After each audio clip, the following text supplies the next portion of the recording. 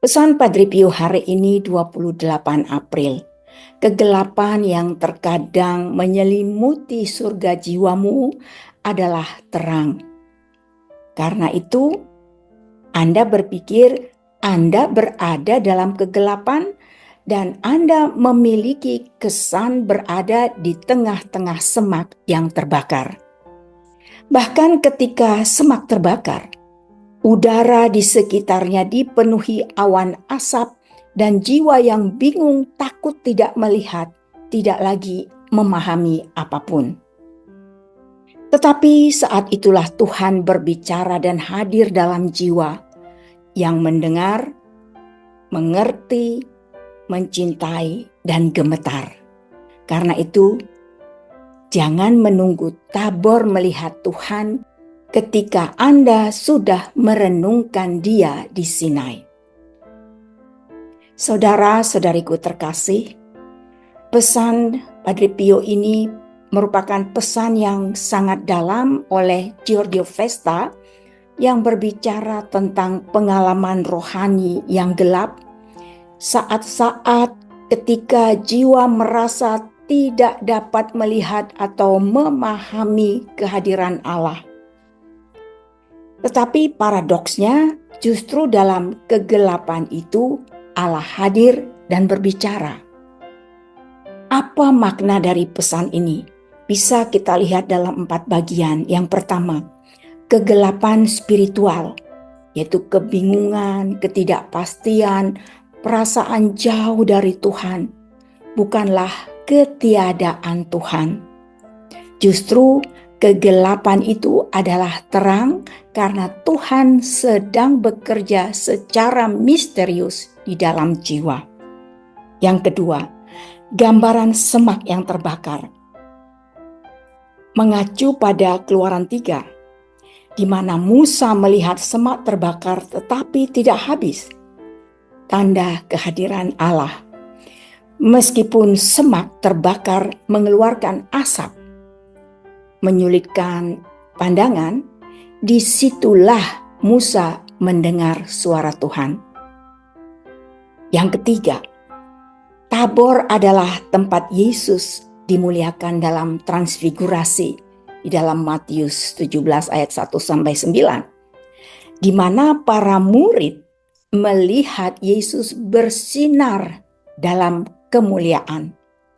Banyak orang-orang rohani mendambakan pengalaman Tabor, pengalaman kejelasan, keindahan, dan kebahagiaan.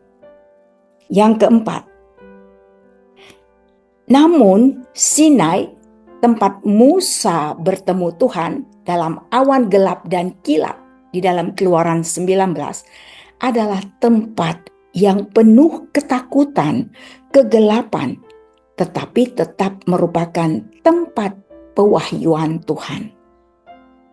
Saudari-saudaraku terkasih, mari kita lihat kaitan pesan ini dalam kitab suci. Di dalam Keluaran 3 ayat 1-6, nanti silahkan dibaca. Semak yang terbakar. Allah hadir dalam rupa yang membingungkan, tetapi suci. Di dalam Keluaran 19 ayat 9, 16-19, Sinai. Tuhan hadir dalam awan, guntur, dan kilat. Bukan dalam keindahan, tetapi dalam misteri dan kekuatan. Yang ketiga, Matius 17 ayat 1-9. Tabor, pengalaman transfigurasi. Namun Yesus mempersiapkan murid-murid untuk menghadapi penderitaan dan salib. Yang keempat, 2 Korintus 5 ayat 7. Sebab hidup kami adalah hidup karena percaya, bukan karena melihat.